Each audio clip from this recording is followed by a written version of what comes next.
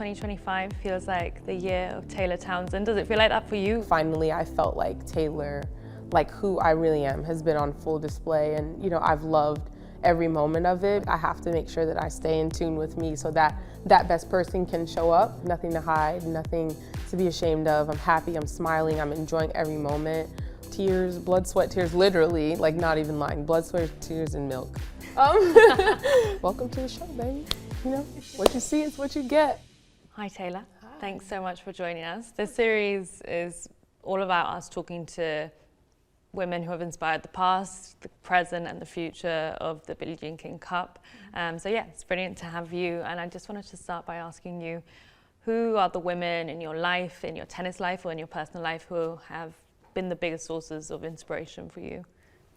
I think in tennis, it's definitely the Williams sisters for me.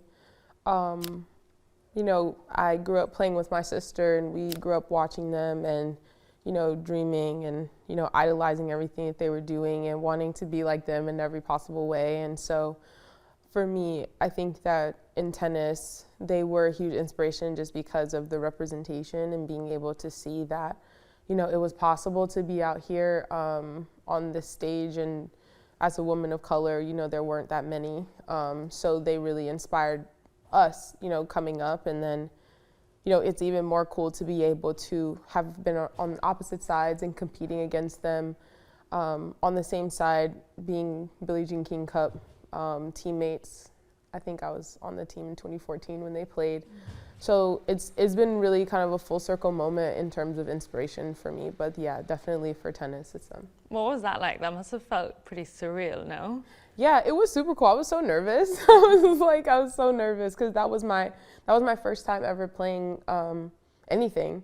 And, just having them as teammates and kind of like how, larger than life it was just like, wow, like to be able to kind of be in like the intimate settings, right? Like at the time it was only 4 of us, the team, it was very tight knit. We were in Argentina, so it was like very close quarters. We were all kind of like on top of each other. And then it was also really cool just to see how, they clicked in from being like such individual athletes to like being really great team players and really supportive like on the team.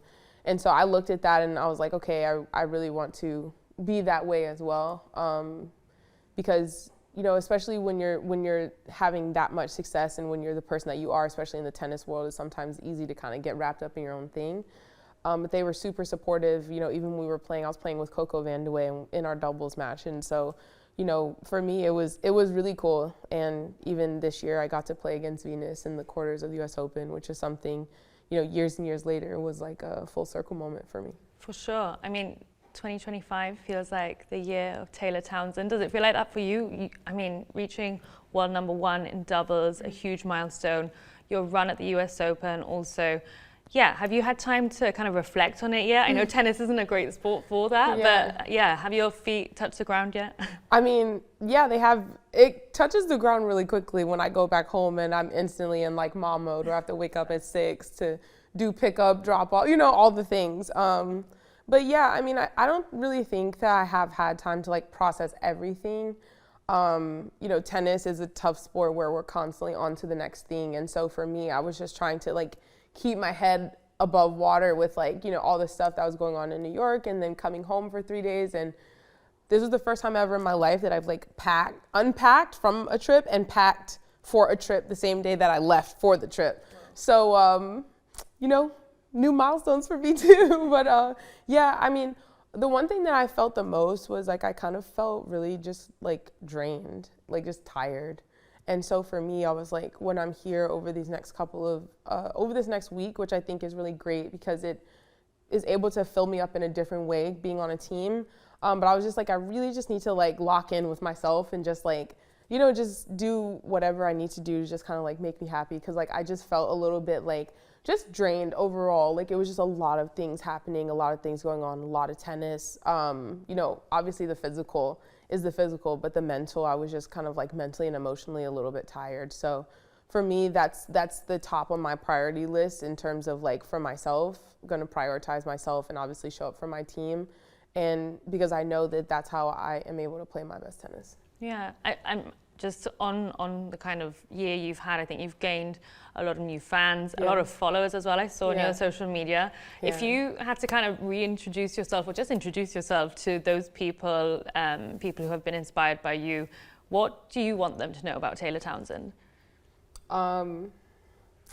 Welcome to the show, baby. You know, what you see is what you get. You know, I think it's really cool. One of the things that I've been really, I think, impressed with is just like you said, how many new people are experiencing like me and who I am for the first time.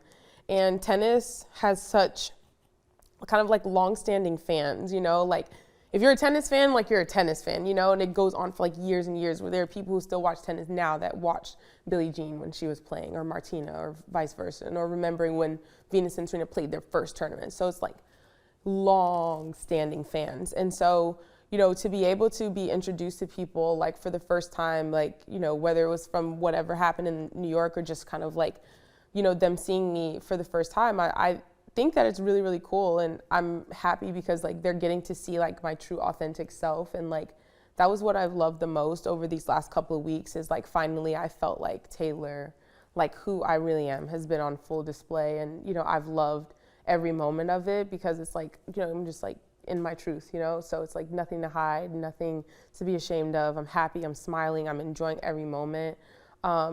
And that's what's able to keep me to keep going. But I know that for myself, like I have to make sure that I stay in tune with me so that that best person can show up.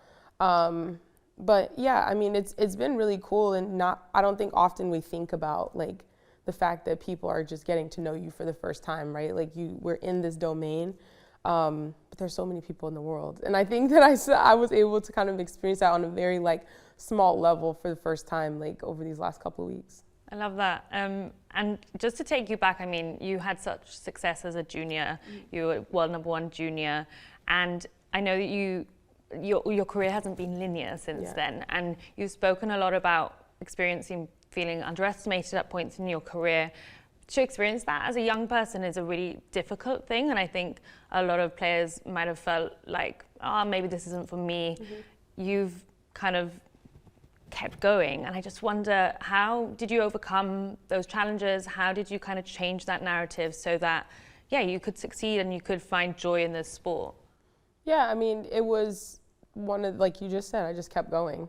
You know, when I turned pro at 15. I was #1 junior, and you know, once I made the decision, I was like, there's no going back. You know, I could have stopped, but then I was like, well, I don't know what else to do, you know? So it was like kind of where it's like, okay, I have to figure this out. And, you know, for me, I'm the kind of person where I'm not going to give up. I'm going to try and exhaust every option that I can to be able to be successful. And, you know, over time, you know, I've realized that, you know, it was me that was standing in my own way. And so I've been doing a lot of work to try and remove all of those things so that I could just be out here and just to play tennis. And so finally I feel like I'm in that space, and you know, it's not easy. I have to work for that because it doesn't come naturally for me because it hasn't been my normal, right? You know, I've constantly had to fight and, you know, just, you know, battle against external things, internal things. So, you know, now when I'm not fighting myself, it's like, okay, I can really just be out here and enjoy the game. And so, you know, that's my goal now, is just to be out here and just to play tennis. You know, it's complicated enough in itself.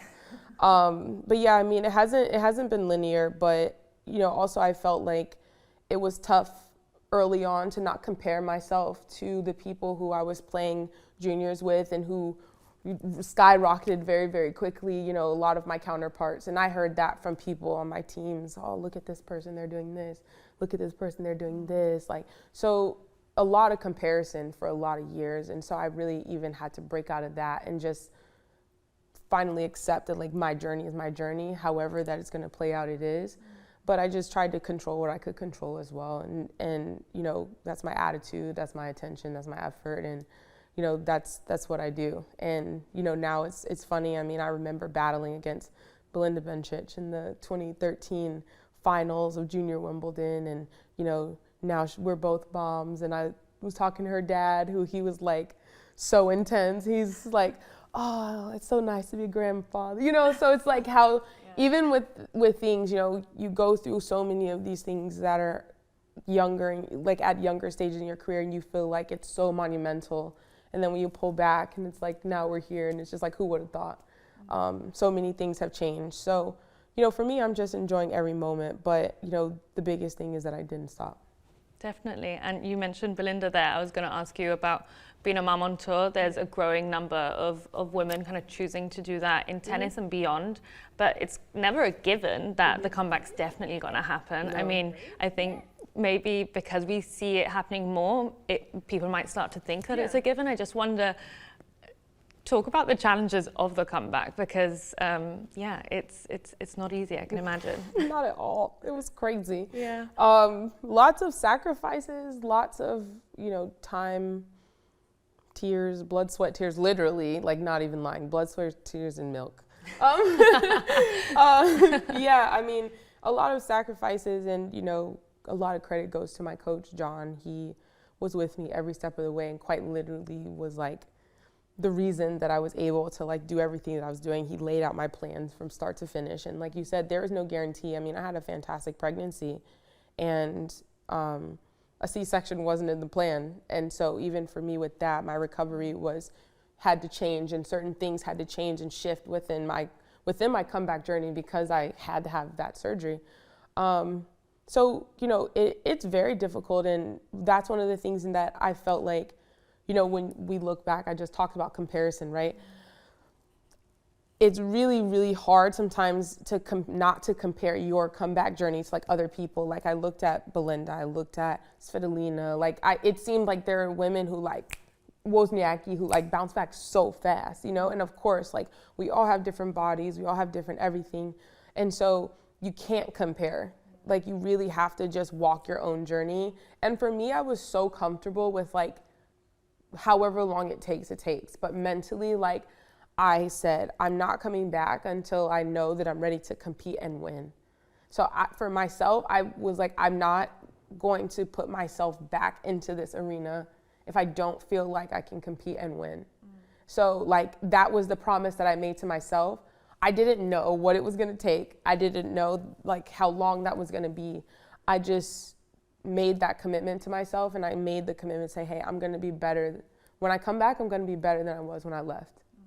Didn't know what that meant either, but like it manifested itself in so many different ways, mind, body, and spirit. And, you know, I also had a different type of strength and motivation, you know, from having my son, but then also I had a different appreciation for the game because I had never been away from the sport. And so I didn't know that I needed that break, right? And a break in that way. But I needed to get away. And I was like, you know, this is like the toxic relationship that you gotta like be kicked out of. So, you know, when I came back, I just really saw how much I missed the sport, how much I loved competing. And it's even funny because like I've gone through like all these things over these last couple years since coming back. But even like my match that I lost against Krejcikova in the US Open like made me re-fall in love with the game again. Like I lost and it was so hard, and it was like I gave everything and I still lost, but like I was like, whoa, I love competition. Like I love this, I wanna go back, you know? So it's like even those moments, you never know what can kind of trigger that, but for me it's like I've re-fallen in love with the game again, and like the processes that go into it, you know, from a loss, which is kind of crazy, but you know, it's on brand. I love that. And I mean, even being here, you're with Lindsay Davenport, your captain.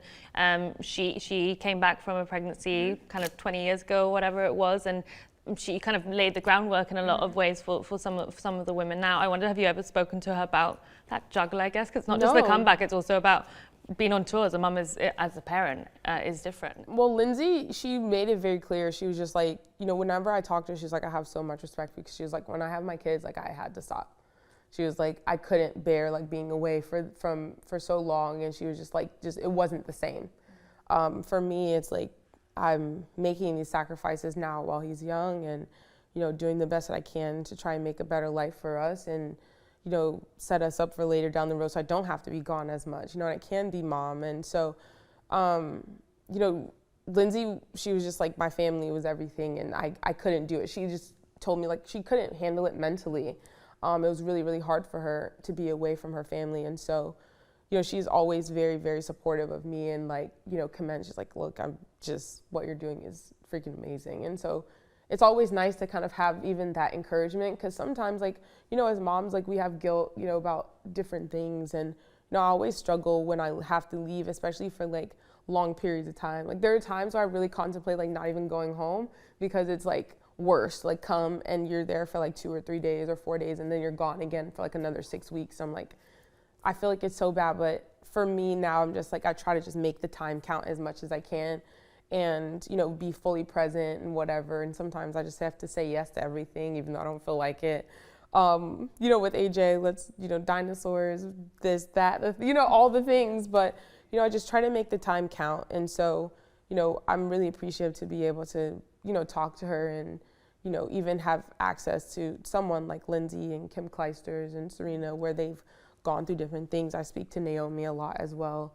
And she's been open about, certain things with her struggles with motherhood as well. So, I try to just lean on the people that I know I have access to, but then also be kind of a support tool and a support system for other people who are going through or who have gone through the same path.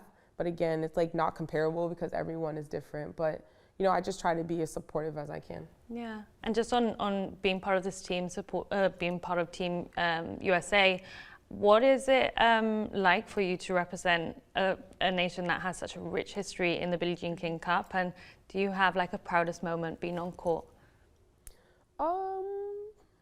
No, I think I have the most pride. I think the proudest moment for me was like 2022 when we were in Glasgow, I believe. And that was like the first year that I had come back from having AJ and being called to be on the team for the finals and just like taking all of that in. It had been so many years. It had been since 2014 that I had been on a Billie Jean King Cup team. And so for me to like have come back from pregnancy and to be able to be on the team and, hear the national anthem and just wearing my name on my shirt and, USA, like that was really a proud moment for me because I worked so hard to get there. And then even the years prior being on tour, I hadn't been picked for that. So then, it was kind of like a surreal moment for me. But yeah, it feels amazing. I kind of feel like an OG in it now where I'm like, okay. But, I really enjoy it. We don't get a chance to be on a team very often. And, especially with the group of women that we're around, we see each other in passing, but, on tour, everyone's doing their own thing. So it's really nice to be able to come together and just to kind of have laughs and get to know everyone on a different level is really cool and really fun. So it's definitely a rich history. We're going to do the best how we can to bring the cup home. We've had some tough goes, over the last couple of years, but I think everyone is in a good space mentally, physically. I think everyone's really happy that we're on the front end of the Asia swing, so the scheduling worked out a little bit better, which gave us a little battery pack in the back, what I mean, so that we can just prep ourselves even for the next and upcoming tournament. So I think that everyone's ready to go. I surely am, and I'm excited to wear the flag and also wear my own clothes for the first time at the Billie Jean King Cup. I think that's really cool. Yeah. Just finally, Billie Jean King herself is such a big part of this event, and I think a lot of her legacy is about being a positive disruptor and bringing that into the way she approached her tennis, but also her life since.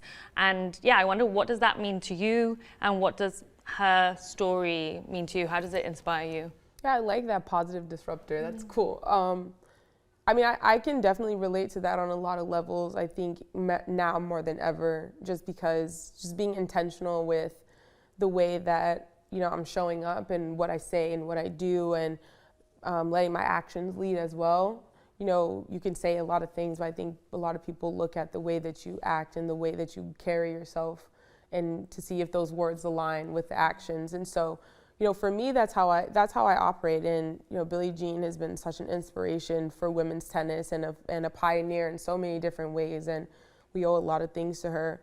And so I think that more than anything, what I really like and that I enjoy is like being able to see her front facing and all of the things. It's very easy to kind of like coast and say, my name's on it, okay, I'm good, all the things. But she's front facing continuously and is showing up for women's tennis, for women's sports, and is continuously being an advocate for, you know, change and elevation. And so I really admire that about her. She's constantly in the forefront, and not just allowing her legacy to just be what it was, but she's continuing it by staying present and staying, you know, front facing with everything that she's doing and the messaging. And so I really admire that about her. It's really cool to be on the court and just look up and see her in the box. And you know, I remember when they changed the name from Fed Cup to Billie Jean King Cup, and I think it's a huge honor to be able to represent the USA and represent her in this way.